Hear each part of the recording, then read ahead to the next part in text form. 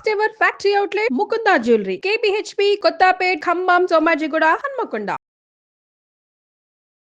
Welcome to our channel. ఈ రోజు మనతో పాటు రమ్మగారు ఉన్నారు. నమస్తే రమ్మగారు. నమస్తే జయ. రమ్మగారు, శని త్రయోదశి కి కొంచెం ప్రత్యేకమైన స్థానం ఉంది. అసలు మిగతా దేవుళ్ళకి, సాయిబాబాకి కొంతమంది భక్తులు, వెంకటేశ్వర స్వామికి కొంతమంది భక్తులు, అమ్మవారికి కొంతమంది భక్తులు మనకి కనిపిస్తారు. పరమ భక్తుల కథలు కూడా మనం కొన్ని చెప్పుకుంటూ ఉన్నాం. కానీ శనీశ్వరుడికి ఇలాంటి భక్తులు ఉన్నారా? అంటే ఇంత ఇష్టంగా కులదైవంగా కానీ ఇష్టదైవంగా కానీ కొలిసే వాళ్ళు ఉంటారా? ఆయన పేరు అనగానే చాలా మంది భయపడిపోతూ ఉంటాం. సహజంగా అమ్మో ఆయన ప్రభావం మనం, మిగతా దేవుళ్ళ అందరి ప్రభావం మన మీద ఉండాలని కోరుకుంటాం, ఈయన ప్రభావం మాత్రం వద్దని కోరుకుంటాం, కష్టాలు తప్పు అనేసి. కానీ మరి శని త్రయోదశికి ఉన్న ప్రత్యేకత ఏంటి? ఈ రోజు ప్రత్యేకంగా పాటించాల్సిన నియమాలు కన్నా అలాంటివి ఏమైనా ఉన్నాయంటారా? శనిదేవుడు అంటే ఎందుకు మిగిలిన వాళ్ళకి భక్తులు ఉంటారు, శనీశ్వరుడికి ఎందుకు ఉండరు? శనీశ్వరుడిని దైవంగా భావించడానికి వీల్లేదు కదా. ఆయన నవగ్రహాలలో ఒకడు గ్రహం. నవగ్రహాల్లో ఒక గ్రహం. ఆ నవగ్రహాల్లో మనకి సూర్యుడు, చంద్రుడు ఉన్నారు కదా, బుధుడు, శుక్రుడు, రాహుకేతువులు ఎలాగ ఉన్నారు. వాళ్ళతో పాటు శనీశ్వరుడు కూడా ఒక గ్రహం, అంతే మనకు తెలిసింది. ఇప్పుడు రవి శనీశ్వరుడు. రవి అంటే ఆదివారానికి అధిదేవుడు కదా, ఆదివారమే సూర్యుడు. ఆయన కుమారుడైన శని శనివారం నాడు వస్తాడు. తండ్రి కొడుకు ఇద్దరు ఉన్నారు ఇందులో. చంద్రుడు, బుధుడు కూడా తండ్రి కొడుకులే. చంద్రుడికి సక్రమ సంతానం కాబట్టి చంద్రుడి సంతానమే బుధుడు. ఈ తండ్రి కొడుకులు కూడా ఉన్నారు. ఈ శనీశ్వరుడికి భక్తులు ఎలా ఉంటారు? ఉండటానికి అవకాశం లేదు కదా. ఈ గ్రహస్థితులు మనల్ని పట్టుకుంటాయి. అప్పుడప్పుడు ఈ గ్రహం మారినప్పుడు, లేదా కొత్త గ్రహం, లేదా మన గ్రహాలు నీచంలో ఉన్నప్పుడు, ఉచ్చంలో ఉన్నప్పుడు వాళ్ళ ప్రభావానికి మనం లోనవుతాం. ఇప్పుడు కాలమాన పరిస్థితులను బట్టి మన గ్రహాలు మారిపోతూ ఉంటాయి. వాటి ప్రభావానికి లోనవుతాం మనం. గురుగ్రహ ప్రభావం, చంద్రగ్రహ ప్రభావం, అట్లా వాటి ప్రభావానికి లోనవుతాం. మనల్ని ప్రభావితం చేసే ఫ్యాక్టర్స్లో శనీశ్వరుడు కూడా ఒక ఆయన. దైవం అనడానికి వీల్లేదు. మనకి ఏ ఫ్యాక్టర్ వల్ల మనం ప్రభావితం అవుతామో దాన్ని గౌరవించాలి కదా మనం, అంతేగా. ఇప్పుడు దానివల్ల మనం ఇబ్బంది పడుతున్నాం అనుకో, దాన్ని రిపేర్ చేసుకోవాలి. ఒకదాని వల్ల మనకి చాలా బాగుంది అనుకో, దాన్ని జాగ్రత్తగా చూసుకోవాలి. సహజమైంది. అవును. ఇప్పుడు అన్ని ఆలయాలు చూస్తాం మనము, ప్రతి ఊర్లో ఒక రామాలయం ఖచ్చితంగా మనం గమనిస్తూ ఉంటాం కదా. కానీ శనీశ్వరుడికి మాత్రం మనం వేల మీద చెప్పవచ్చు. శనిసింగనాపూర్ అని ఇట్లా కొన్ని దేవాలయాలు మాత్రమే ఉంటాయి. ఇప్పుడు మీరు అన్నట్లుగా ఆయన అంటే ఒక దైవం కింద కాకుండా ఒక గ్రహం, ఆయన ప్రభావం మన మీద మంచి చెడు ప్రభావాన్ని బట్టి మనం అనుసరిస్తుంటాం. అంతేనంటారా? అంతే, అక్షరాల అంతే, అందులో ఇక తేడా ఏం లేదు. అయితే ఏంటంటే శనివారము త్రయోదశి తిథి, అంటే తిథులు వస్తాయా పాడ్యం నుంచి పౌర్ణమి దాకా, లేదా పాడ్యం నుంచి అమావాస్య దాకా 15 తిథులు వస్తాయి కదా. ఈ 15 తిథుల్లో త్రయోదశి, కృష్ణపక్షం కానీ శుక్లపక్షం కానీ, 2 పక్షాల్లోనూ 2 త్రయోదశులు వస్తాయి. త్రయోదశి శనివారం నాడు వస్తే ప్రత్యేకంగా శని త్రయోదశి అని జరుపుకుంటాం. పర్వదినాల్లో ఇదొక ప్రత్యేక పర్వదినం. ఈ శని త్రయోదశి నాడు శివాభిషేకం చేసినా, రుద్రాభిషేకం, పరమశివుడికి అభిషేకం చేసినా, లేదా శనైశ్వరుడికే ఏదైనా అభిషేకం చేసుకుంటే శని వల్ల తమకు కలిగిన ఇబ్బందుల నుంచి కొంత బయటపడతామని, శని ప్రభావం మన మీద కొంచెం గబగబా వెళ్ళిపోతుంది అని. ఇప్పుడు శని అని చెప్తామా, ఈ శని అంటే అదేదో విచిత్ర పదార్థం కాదు. శనైహి చరతీతి శనైశ్చర అని చెప్తారు. మెల్లిగా నడుస్తాడు. శని దశ నిదానంగా వెళ్తుంది, మెత్తగా నడుస్తుంది. మందుడు అంటారు, మందేశ్వరుడు అంట. మందగా అంటే తాపీగా కదులుతానమాట. మిగిలిన కాలాల్లాగా చకచకలాడదు. శని పట్టిన రోజుల్లో మనకు శనిగ్రహంలోకి మనం వెళ్ళినప్పుడు, అంటే ఆయన తాలూకు ప్రభావానికి గురైనప్పుడు ఆ కాలం నిదానంగా గడుస్తుంది. కానీ మనం ప్రత్యేకంగా చెప్పుకోవాల్సింది ఏంటంటే, శనేశ్వరుడు ఈయన ఏంటంటే ఒక ప్రత్యేకమైన దేవుడు. కష్టపడ్డం నేర్పిస్తాడు మనకి. లోకంలో మనం చెప్పుకుంటాం చూడు, బాగా కష్టపడ్డం అలవాటు ఉన్నవాడు పెద్దయ్యాక సుఖపడతాడు, ఎక్కడైనా బతికేస్తాడు. సుఖపడ్డం సులువు. అదే ముందు నుంచి సుఖపడ్డవాడు కష్టపడాలంటే ఏడ్చిపోతారు. శని దశలోకి వెళ్ళి అంతర్దశల్లోనూ విదేశాలలోనూ శనికి ప్రభావానికి లోనైన వాళ్ళు తర్వాత రోజుల్లో బాగుంటారు. బాగా కష్టపెట్టి తర్వాత మంచి ఫలితాన్ని ఇస్తాడు శనేశ్వరుడు. జీవితాన్ని నేర్పిస్తాడు. నువ్వు కష్టపడి పనికి ఫలితాన్ని తీసుకో. అది ఎంత మంచి సింపుల్ సంగతే కదా. కాకపోతే ఇది అది ఆ దశలోకి వెళ్ళినప్పుడు ఒక్కొక్కళ్ళకి ఒక్కో జీవితానికి సరిపడా, ఒక్కొక్కళ్ళకి అంటే ఎంత చెట్టుకు అంత గాలి అనుకుంటామో మనం, అట్లా వాళ్ళ గ్రహాలను అనుసరించి ఈ శనేశ్వరుడు ఎవరితో కలిసి ఉన్నాడు, ఎలాంటి సమయంలో వచ్చాడు, దాన్ని బట్టి మన తాలూకు కష్టాలదో ఇబ్బందులదో పరంపర ప్రెషరు అవి ఎక్కువ అవుతాయి. అలాంటి వాళ్ళు ఈ శని త్రయోదశి నాడు ఏదైనా అభిషేకం కానీ పూజ కానీ ప్రత్యేకంగా దానాలు కానీ చేసుకుంటే బాగుంటుంది. ఇప్పుడు పెద్ద పెద్ద రకాలు చేయగలుగుతారు, చేయలేకపోతారు. దేవాలయానికి వెళ్ళి శివుడికి అభిషేకం చేయించుకున్నా, రుద్రాభిషేకం తైలాభిషేకం లాంటివి ఏమైనా చేయించుకున్నా, శివుడికి అభిషేకం చేసినా శని శాంతిస్తాడు. శనికే ప్రత్యేకంగా చేసుకోగలిగితే ఇంకా బాగుంటుంది. దేవాలయాల్లో నవగ్రహ మండపాల్లో శనేశ్వరుడు ఉంటాడు. శనివారం నాడు నల్లటి వస్త్రం, నల్లటి నువ్వులు, నీలం కూడా నలుపు నీలం ఆయనకి ఇష్టమట, నువ్వుల నూనె, నల్ల నువ్వులు, నల్లటి వస్త్రాలు వీటిని దానం చేయటం, గొడుగు, నల్లటి గొడుగు అవి కూడా దానం చేస్తే ఎవరికైనా ఉపయోగపడేందుకు ఆ వస్తువుని ఇస్తే కనుక దానివల్ల మనకి కొంత ప్రయోజనం చేకూరుతుంది. శని దశల నుంచి బయటపడతాం. ఈ సంవత్సరం మన కార్తీక మాసంలో 2 శని త్రయోదశులే వచ్చినాయి. ఆల్రెడీ ఒక శని త్రయోదశి శుక్లపక్షంలో అది వెళ్ళిపోయింది.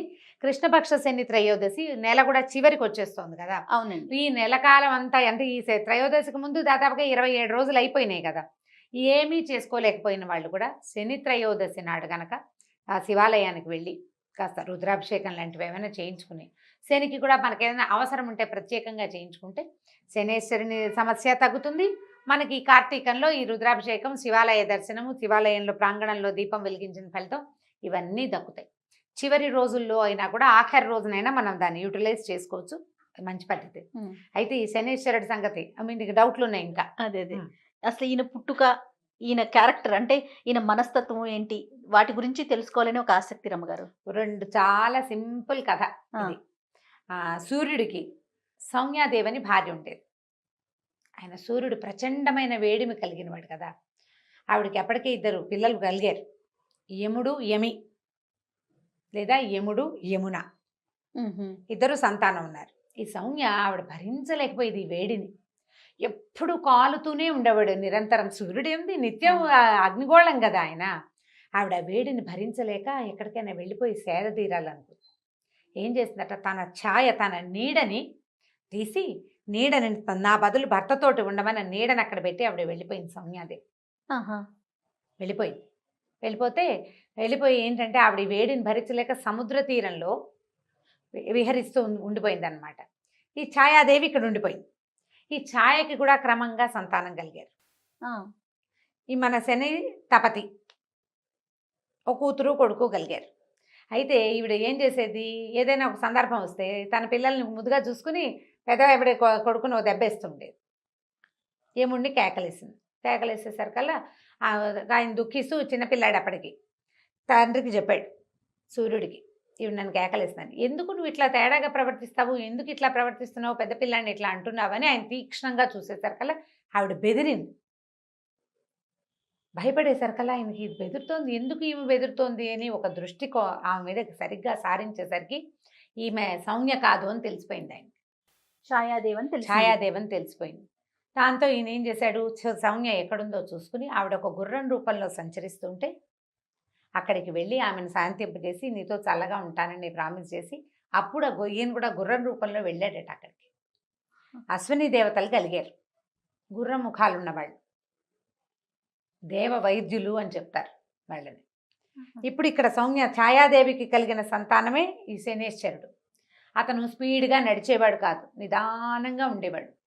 తండ్రికి పెద్దగా నచ్చుబాటు అయ్యేది కాదు. ఈ రవికి శనికి పడదంటారు గ్రహాల రీత్యా కూడా. చంద్రుడికి బుధుడికి పడదు, రవికి శనికి పడదు. తండ్రి కొడుకులు కదా, తండ్రి కొడుకులే కదా, కానీ వీళ్ళిద్దరికి పడదని ఒక మాట చెప్తూ ఉంటారు. పూర్తిగా నాకేం జ్యోతిష్యం వ్యవహారం పెద్దగా తెలీదు, ఏవో చదువుతుంటాం కదా, అప్పుడు కనపడుతూ ఉంటుంది అనమాట. తండ్రి కొడుకే ఈ వారంలో మొదటి రోజుకి ఆయన అధిపతి అయితే చివరి రోజుకి ఈయన అధిపతిగా ఉంటాడు. మనకి హోరాకాలాలని లెక్క పెడతారు. రోజు పొద్దు నుంచి సాయంత్రం దాకా హోరలు మారుతూ ఉంటాయి. రవి హోర, శని హోరలు, రకరకాల హోరలు. ఆ వారం రోజున మొదటి హోర వాళ్ళదనమాట. 1 గంట, 1:10 నిమిషాలు ఏదో చిన్న సమయం. ఈ సమయంలో ఈ లైన్ రోజంతా హోరలు మారుతూనే ఉంటాయి. శని హోర అయిన తర్వాత మళ్ళీ రవి వస్తాడు కాబోలు. మరి అంతేగా జరగాలి. శనివారం అయ్యాకే కదా ఆదివారం వచ్చేది. నాన్న వెనకాలే కొడుకుంటాడు ఇప్పుడు. అదే కనిపిస్తుంది. అయితే ఇది ఇంతే కదా. ఆ తర్వాత ఈయన గ్రహాలకి అధిపతులుగా వీళ్ళు మారారు. తర్వాత కాలంలో ఈ గ్రహాలు వీటన్నిటిని సెపరేషన్ జరిగినప్పుడు ఆయన ఒకదానికి అంటే ఈ మానవుల జాతకాల్లో లేదా మానవుల స్థితిగతులలో ఒక స్థితికి ఆయన, ఇంకొక స్థితికి ఈయన అధిపతులుగా మారారు. నువ్వు మానవ జీవితం తీసుకో, పుట్టిన దగ్గర నుంచి మరణించేదాకా అంతా మనకు తెల్లంగా కనపడుతుందా? కనపడదు. ఇవాళ ఇక్కడ ఎక్కడో పూరి గుడిసెలో మారుమూల ఇంత పిల్లవాడు పుడితే వాడు మహారాజు అయిపోతాడు. ఇక్కడి నుంచి ఇక్కడికి వెళ్ళే ప్రయాణం ఉంది కదా, ఈ ప్రయాణపు స్థితిగతులన్నిటినీ గ్రహాలే నడుపుతాయి, రోజులు నడుపుతాయి, సంవత్సరాలు నడుపుతాయి. మనుషులు నడిపేది ఏముంది? ఈ గ్రహాలు, ఈ రోజులు, ఈ ఋతువులు, తర్వాత ఇవన్నీ కలిసి మనుషుల్ని ఆ వైపుగా ప్రేరేపిస్తాయి. ఈ పేదింటి వాడు ప్రైమ్ మినిస్టర్ అవ్వడానికి ఇక్కడి నుంచి ఈ మధ్యలోది ఆయన ఏదో శ్రమపడ్డాడు, అది చేశాడు, ఇది చేశాడు, అవన్నీ అందరూ చేస్తారు. ఈ పర్టికులర్ వాడే ఇక్కడి నుంచి అక్కడికెట్టా వెళ్ళిపోయాడు? యోగం. ఆ యోగాన్ని పట్టించేవే ఈ గ్రహాలు, ఈ కాలం. ఇప్పుడు ఈ కాలం ఇవాళ నా పుట్టుక, నా మరణం దాకా ఉన్న కాలం, ఇంతకుముందు నేను పుట్టినప్పుడు ఉంది, అంతకుముందు పుట్టినప్పుడు ఉంది, రేపు పుట్టబోయేటప్పుడు ఉంటుంది. కాలమే మన మొదటి రోజు, మొదటి పుటక నుంచి మనం ఫస్ట్ ఒక చిన్న చుక్కగా భూమి మీద మొట్టమొదట భగవంతుడు మనని పుట్టించినప్పటి నుంచి, తర్వాత మన సంవత్సరాలు మారుతున్న కొద్దికి, మన జన్మలు మారుతున్న కొద్దికి మనతోటే ఉంటుంది. ఆ కాలమే మనకి సాక్షి. అంతే. భగవంతుడు కాలస్వరూపుడు. ఆయన చూస్తూ ఉంటాడు. నీ కిందటివి, ఆ కిందటివి నువ్వు చేసిన తాలూకు వాటి ఫలితాలని ఈ జన్మలో నువ్వు మారుమూల ఇంట్లో పుట్టినా నిన్ను ప్రైమ్ మినిస్టర్ని చేస్తాయి. ఈ మొత్తానికి సాక్షిభూతంగా ఉన్నటువంటి భగవంతుని యొక్క అవయవాలే ఈ గ్రహాలు, ఈ ఋతువులు, ఈ సంవత్సరాలు, ఇవన్నీ దానికి ఒక్కొక్క పేరు పెట్టుకున్నాం. అంతే. ఆ మొత్తం చక్రంలో భాగమే శనీశ్వరుడు. అయితే కొన్ని అపోహలో మరి నిజాలో తెలియదు కానీ ఆయన్ని అంటుకోకూడదని, పూజా విధానంలో ఆడవారు కొంచెం దూరంగా ఉండాలని, నల్ల వస్త్రాలే ధరించాలని, ఇలాంటి ప్రత్యేకమైన నియమాలు రావటానికి దీనికి సంబంధించి ఏదన్నా అంటే పూర్వపు అంశాలు ఏమన్నా ఉన్నాయా రమ్మగారు? కాలక్రమంగా ఏమవుతాయంటే జయ, చిన్నవి కూడా పెద్ద పెద్దవిగా పరిణమిస్తాయి. ఇప్పుడు స్త్రీలు దూరంగా ఉండాలని చెప్పేది ఏమో మన శని సింగనాపూర్లో ఆడవాళ్ళు రాకూడదని, మేమెందుకు రాకూడదని మన వాళ్ళు ఫైట్ చేసి దాన్ని సాధించినట్టున్నారు. ఇవాళ రేపు స్త్రీలు కూడా వెళ్ళొచ్చని. మొదట్లో వెళ్ళి దగ్గరికి వెళ్ళి చేసేవాళ్ళు. ఈ మధ్య కాలంలో ఒక 4-5 ఏళ్ళ నాడు నేను వెళ్తే ఇక్కడెక్కడో నూనె పోస్తే చాలా గొట్టాల ద్వారా వెళ్ళి అక్కడ పడుతుంది ఆయన మీద. దగ్గరికి వెళ్ళేది అయితే ఇప్పుడు లేదు. మరి ఆడవారు అండి ఎవరు లేరు, అందరూ దూరంగా ఉండేదే. ఏదో పూజారి ఎవరో చేస్తారు. ఇవి ఏంటంటే ఇది పూర్వకాలపు విధానం. అంటే పూజా విధానాలు అవి మగవాళ్లే చేసుకునేవాళ్ళు. అన్ని జాతుల వాళ్ళు పూజలు చేసేవాళ్ళు కాదు ఇదివరకు. ప్రత్యేకంగా ఒక కల్టే పూజ చేసేది. అందులో ఆడవాళ్ళు ఇల్లు వాకిలి పనులు పాటలతోటి సతమతం అవుతుంటే మగవాళ్ళు ఆ పని చేసేవాళ్ళు. బహుశా అలా వచ్చిందేమో. అలా వచ్చింది, అట్లా వచ్చి ఉండొచ్చు. అంతకంటే తీవ్రంగా ఉందని అనిపించదు. అయితే ఏంటంటే ఈయనకి నలుపు ముదురు నీలము ఇష్టం. ఆయనకి నచ్చేలాగా ప్రవర్తించడం అన్న అంశం కోసం నల్లటి బట్టలు చెప్తారు. ఆయన సమర్పించేది నల్లటి వస్త్రమే. నువ్వుల నూనె సమర్పిస్తారు, నువ్వుల నూనె సమర్పిస్తాము. ఆయనకి ప్రీతి, ఆయనకి నచ్చు. తైలం ఇష్టం, ఆయనకి తైలం ఇష్టం, నువ్వుల నూనె అంతే. నువ్వుల నూనె ప్రత్యేకం, అందుకని నువ్వుల నూనె సమర్పిస్తారు. ఇప్పుడు అదే, ఇప్పుడు నా దగ్గర నీకు పని ఉంది, నాకు నచ్చింది ఇస్తావా, నీకు నచ్చింది ఇస్తావా? నాకు నచ్చింది ఇస్తే మీరు పని ఎలా చేస్తారు? అదే కదా, సేమ్ అదే పాయింట్ ఇక్కడ. ఆయనకి నచ్చినవి ప్రతి గ్రహానికి, ఈ గ్రహానికి బుధుడికి పెసలు, శుక్రుడికి ఇంకోటి, బృహస్పతికి గురువుకి శనగలు, అలా చెప్తారు. ఒక్కొక్కళ్ళకి ఒక్కొక్కటి అని. ఈయనకి నువ్వులు చెప్పారు. ఈయనకి నువ్వులు ఇష్టం. దీంట్లో ఇంకొక విధానం ఒకటి ఉంది. ఈ శనివారం నాడే ఒంటికి నూనె రాసుకొని తలంటి పోసుకోవాలని చెప్తారు. తైలాభ్యంగనం చేయటం, ఒంటికి నూనె రాసుకొని నూనెని వదిలించుకోవాలి. నూనెను వదిలించుకోవాలి. తైలాన్ని దానం చేయాలి. తర్వాత తిలలు దానం చేయాలి. నువ్వులు ఆ రోజున ఎవరి చేతిలో నుంచి తోటకూర అవి శని అంటారు. అవును. ఇనప వస్తువులు, నువ్వులు, నూనె ఇంకొకరి చేతిలో నుంచి తీసుకోకూడదు. బజార్ వెళ్ళి కొనుక్కోకూడదు. మనం చెయ్యకూడని ప్రతి పనికి కూడా శని ప్రభావం ఉంటుంది, శని పట్టుకుంటుంది, జనరల్ లాంగ్వేజ్ లో మనం వాడేది. అలా చెప్పి ఆ పనుల నుంచి మనల్ని అవాయిడ్ చేసే కార్యక్రమాలు జరుగుతూ ఉంటాయి.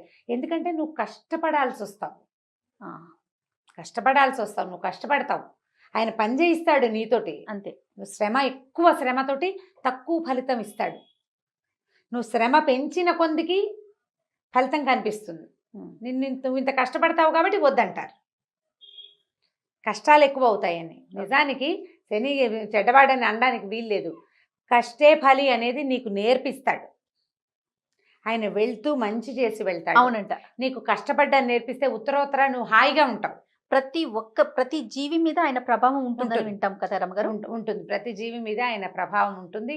ఆఖరికి దేవాధిదేవుడైన పరమేశ్వరుడు కూడా ఈయనకి లొంగిపోయాడని అలాంటి బోల్డన్ని పురాణ గాథలు ఉన్నాయి.